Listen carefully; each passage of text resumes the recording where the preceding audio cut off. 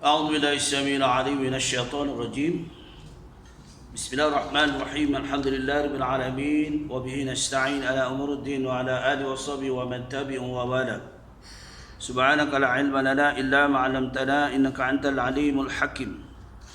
رب اشرح لي صدري ويسر لي أمري واحلل عقدة من لساني يفقهوا قولي.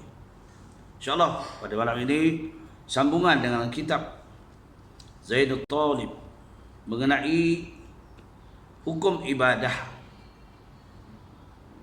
Hari ini kita masuk perkongsian tentang mukallaf. Apa yang dimaksudkan mukallaf? Mukallaf ialah orang yang telah dituntut supaya melaksanakan ajaran-ajaran agama Islam. Itu mukallaf. Bila tanya mukallaf tu apa? Mukallaf adalah orang yang sempurna akal fikirannya. Bila sempurna akal fikiran, bagi lelaki biasanya ialah balik je. Taraf balik. Baik. Apa dia syaratnya yang dikatakan mukallaf itu? Syaratnya 3 perkara. Pertama, pasti ia dah balik. Yang kedua, berakal. Yang ketiga, sampai seruan Islam kepadanya. Balik ni biasanya balik ialah orang yang sudah sampai usia untuk bertanggungjawab akan ajaran agama. Tanda-tanda balik ialah pertama, lelaki. Kalau lelaki telah keluar air mani semasa mimpi. Waktu mimpi tu dia tidurlah, jumpa wanita lah, macam mana keluar air mani. Walaupun bukan sengaja, mimpi tu. Esok pagi bangun-bangun, malam tadi lah mimpi jumpa dengan gadis lawa. Dia keluar air mani. Ada perasaan lelaki kepada perempuan. Itu tanda balik bagi lelaki. Telah berumur 15 tahun usianya biasanya. Ini mengikut syar'i. 15 tahun bagi lelaki. Kalau itu ada tahap itu, bila sampai tahap akil balik, maknanya ia sudah bertanggungjawab melaksanakan ibadah-ibadah yang diperintah oleh Allah SWT. Inilah tanggungjawab bagi lelaki. Bagi perempuan pula, telah keluar air mani juga setelah berusia 9 tahun. Perempuan ni awal sikit, berbeza dengan lelaki. Sebab itu lelaki kalau masih umur di bawah umur 2 tahun, 2 tahun ke bawah, maknanya 2 tahun, setahun, dia kalau minum air susu ibu saja, maka najis dia dinamakan najis, najis hadwa, mukhaffafah, ringan. Tapi perempuan tak.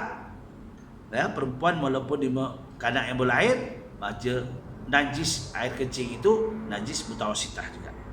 Dan perempuan berbeza. Usia menjangkau dah 9 tahun. Satu. Keduanya, ia dah mimpi keluar air mani bersama ke apa ke dalam mimpi dia. Telah datang haid atau telah mengandung 9 tahun. Kalau sudah dikawinkan 9 tahun mengandung dia. Tu. Usia 9 tahun boleh mengandung. Seperti Aisyah radhiyallahu anha, dikawinkan kepada baginda Rasulullah sallallahu alaihi wasallam. Usia Aisyah itu masih bermain lagi 9 tahun. Telah berusia 15 tahun. Dia 15 tahun tu dah betul-betul matang lah kalau perempuan. Apa dia mumayyiz? Jadi katakan mumayyiz itu, mumayyiz kanak-kanak yang sudah dapat mengerjakan tugas-tugas dirinya sendiri, seperti makan sendiri, tak payah disuap. Minum pun boleh minum sendiri. Ni mumayyiz. Cerdik kadang-kadang budak ni.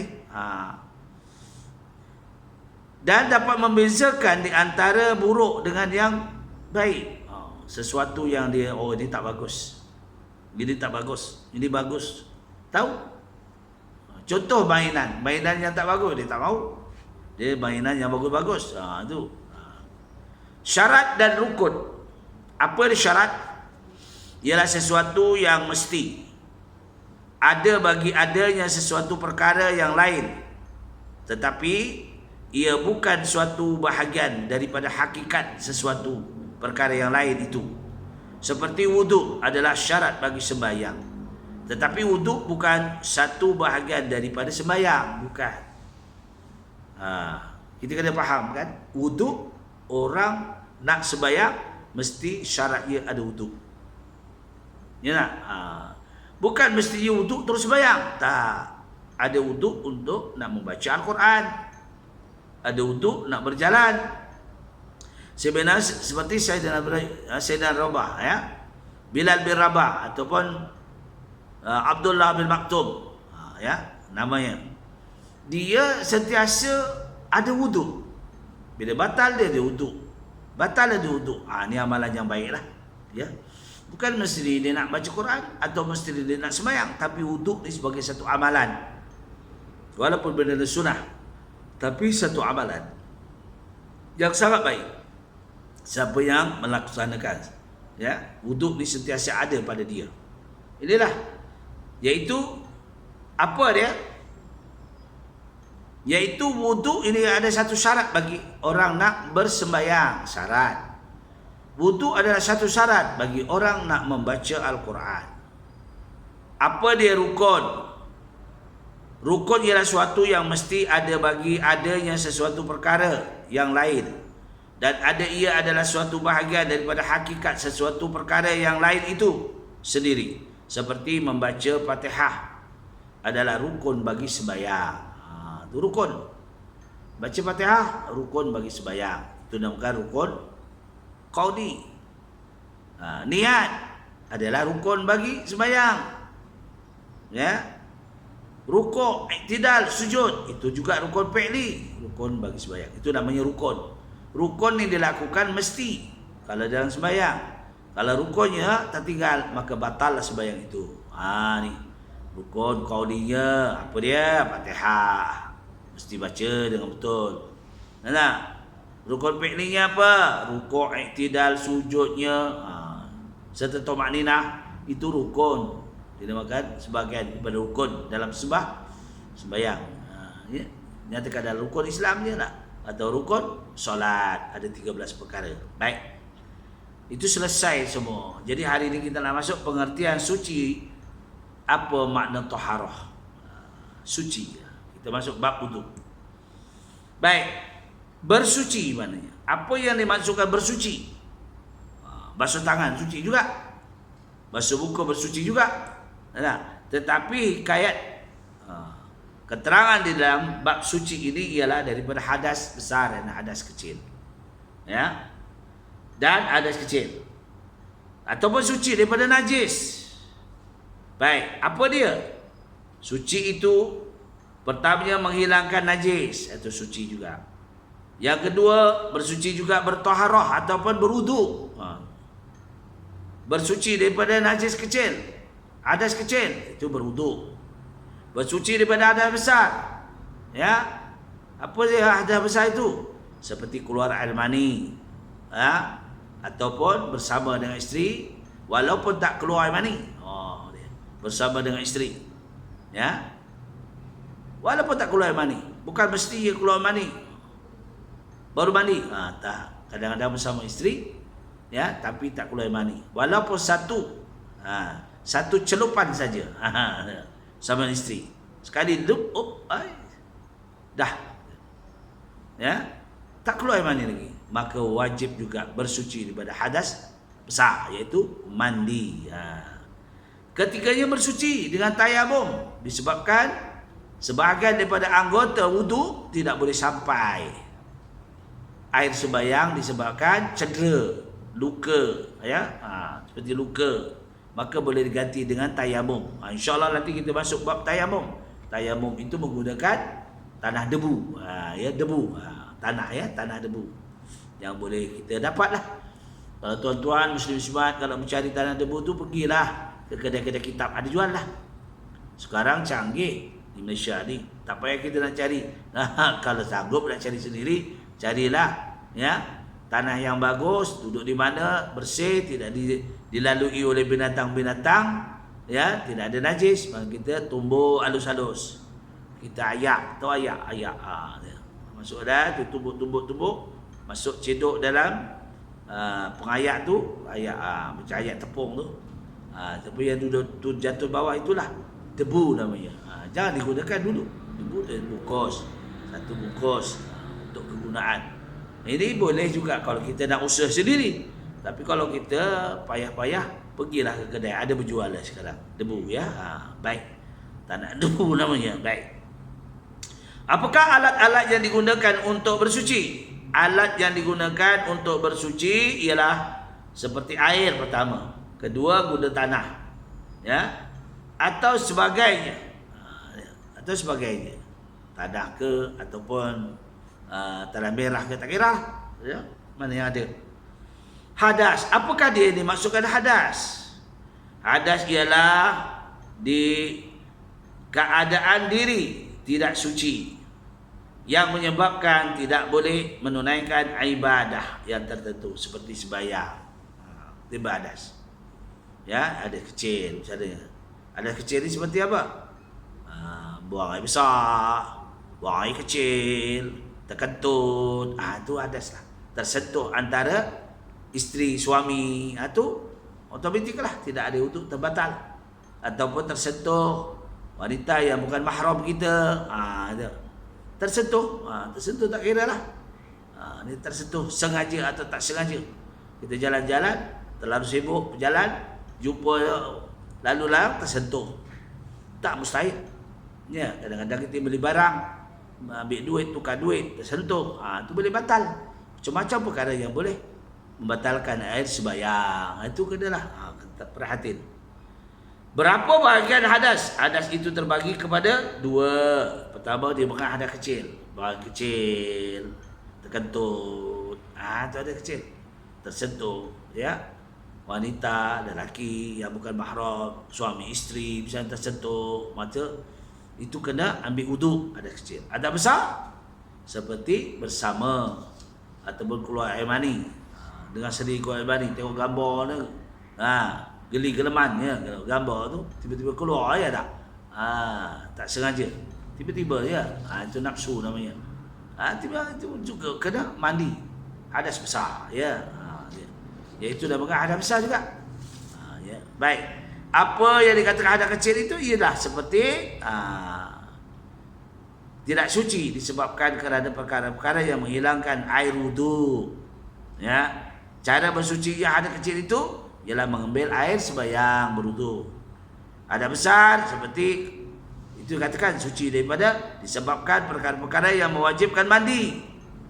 Cara bersuci daripada hadas besar ialah dengan mengerjakan mandi wajib ataupun junub. Ya.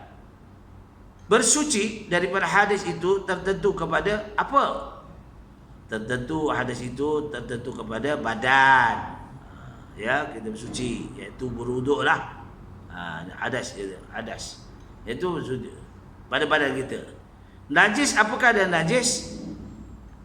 Tanda-tanda najis itu kotor yang menghalang sahnya ibadah tertentu, seperti najis yang keluar daripada dubur, ada kubul, yalah, itu najis.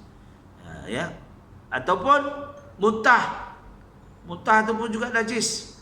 Ini kadang-kadang kita tidur, kalau kita tidak tertidur, air liur kita bukan air basi namanya, bukan air basi, itu tak najis. Tapi kalau kita tidur berdatangkan air ya, iaitu air liur kita basi, itu najis. Itu berbeza ya. Jadi pastikanlah, pastikan kalau kita terkena air liur kena basuh. Waktu kita terkena air liur mandi, sebab apa ni, kena air liur waktu kita tidur, meleleh air liur, maka air liur itu najis namanya. Tu kena basuh lah, kena basuh. Bukan ya, kena basuh baju tu. Ataupun basuh mana yang kena tu, tu najis. Sebab itu air basi namanya, air liur basi. Tapi kalau dia air liur kita terasiat, dia kena air liur tu tak basi, maka taklah najis. Itu perbezaan sikit aja ya. Cara bersuci daripada najis ialah dengan menghilangkannya, menghilangkan baunya. Kalau kita buang air besar, bau, pastikan bau tangan tu. cari sabun. Selagi ada bau, ada rasa, bau dia rasa. Sebab itu kalau kita nak bersuci daripada hadas kecil, bukalah kunci ni. Cincin ni dibuka, takut dia terselit-selit kat dalam. Kunci, buka. Barulah. Itu cara yang kita nak prihatinlah. Ya, benda-benda ni kita nak pakai sembahyang. Bila kita nak sembahyang, kita jagalah sama-sama lah, ya tak? Bila kita tengok pakaian kita pun macam kita basuh baju. Ya, sekarang senang pakai washing machine, ya tak? Kalau dulu 3 kali pakai baldi, ya tak? Bersuci daripada najis itu tertentu kepada bersuci najis itu tertentu kepada badan, pakaian, tempat. Ya, kena jaga. Ya, sebab itulah kalau kita pergi bilik air, kita tak tahu. Kadang-kadang kita tak pakai selipar. Di bilik air tak pakai selipar. Keluar bilik air pun tak pakai selipar. Kita tak tahu, tak nampak. Biasakanlah di bilik air itu adakan capal ataupun selipar, getah ke, selipar Jepun ke, supaya kita tidak terpijak. Najis-najis kita tak tahu. Budak-budak kecil ya, kalau kita ada anak-anak kecil, dia main pancuk je. Kita kata, jangan berdiri. Mandi buang air besar betul. Betul-betul. Budak. Itu namanya budak. Kita tak tengok. Walaupun kita latih, tapi dia tak tahu di antara betul tak betul dia. Ni masih di peringkat belum memayis lagi, belum membezakan. Kita kena perhatian.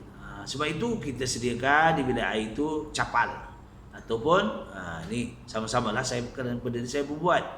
Lepas tu keluar dari bilik air, kita sediakan capal untuk nak biar masuk kepada sebelum kita sembahyang ke bilik tempat sembahyang tu, tak payahlah.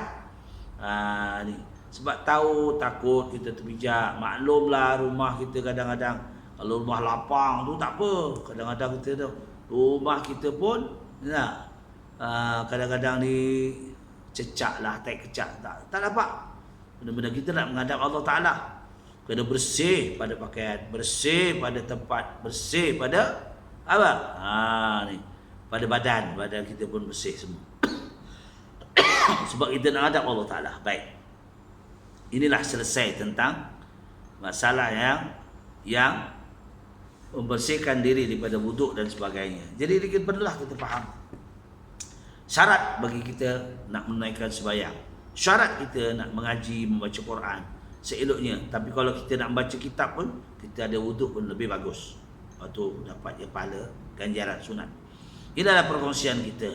Mudah-mudahan yang baik semua daripada Allah Ta'ala. Mana kekurangan saya mohon maaf Allah Ta'ala. Aku li qouli hadza astaghfirullahalazim wa lakum wa billahi taufiq wal hidayah. Wassalamualaikum warahmatullahi wabarakatuh. InsyaAllah kita sambung pada masa yang lain.